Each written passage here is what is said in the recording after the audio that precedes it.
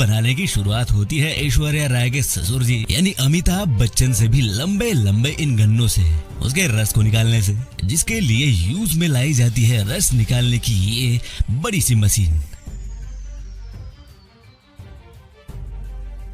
गन्ने से फिर जितना भी रस निकलता है वो एक छोटी सी कैनाल के जरिए एक बड़े से कंटेनर में जमा होते रहता है और गन्ने के चूसे जा चुके बेचारे छिलके मशीन के पीछे वाले हिस्से में जमा होते रहते हैं, जो प्रॉपरली सूख जाने के बाद यही यूज कर लिए जाएंगे। सभी गन्नों का रस निकल जाने के बाद उसे एक पाइप की मदद से एक दूसरे पतीले में ट्रांसफर किया जाता है, जिसके नीचे एक भट्टी जल रही होती है ताकि गन्ने के रस को गर्म किया जा सके। अब रस जब अच्छे से गर्म हो जाता है तो उसे एक दूसरी कढ़ाई में ट्रांसफर किया जाता है, जहां रस जमा हो जाने के बाद उसे दूसरी बार फिर से अच्छे से गर्म किया जाता है और इसी स्टेप में गुड़ की सफाई के लिए उसमें खास तरह का नेचुरल रस मिलाया जाता है, जिसे सुखलाई कहा जाता है। तो गुड़ के रस में सुखलाई डालते ही गुड़ में मौजूद सारी गंदगी धीरे धीरे झाग के रूप में अपने आप ऊपर आना शुरू हो जाती है, जिसे वर्कर्स इस टूल की मदद से निकालकर उसे एक कपड़े में जमा करते रहते हैं। बाद में इस बची हुई गंदगी, जिसे मैली कहा जाता है, इसे ऐसे ही फेंकना होता है क्योंकि इसमें कहीं ना कहीं थोड़ी बहुत टॉक्सिकनेस तो आ ही जाती है, जिसे अगर गुड़ बनते तक इसी में रहने दिया गया तो ये खाने वाले की सेहत पर बिल्कुल उल्टा असर डाल सकता है।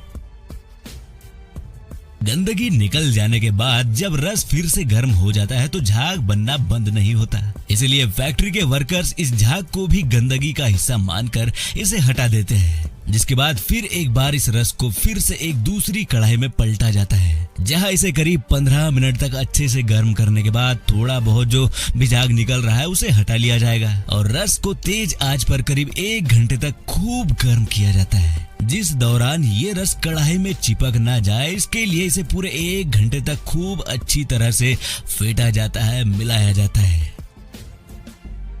1 घंटे बाद आप देखेंगे कि इस रस का रंग कुछ पीला या पीले से थोड़ा लाल होते जा रहा है। तो ये रस जब रंग पकड़ना शुरू कर देता है तो इसे करीब 15 मिनट तक और गर्म किया जाता है ताकि ये अच्छे से पक जाए और असली गुड़ के कलर में आ जाए। तो अब रस के असली रंग में आ जाने के बाद इसे कुछ इस तरह से एक सपाट स्टील के बड़े से बर्तन में निकाल लिया जाता है और 15 मिनट के ब्रेक के बाद इसे लगातार फेंटना शुरू कर दिया जाता है, वरना ये गुड़ टेढ़े मेढ़े किसी भी आकार में जम जाएगा।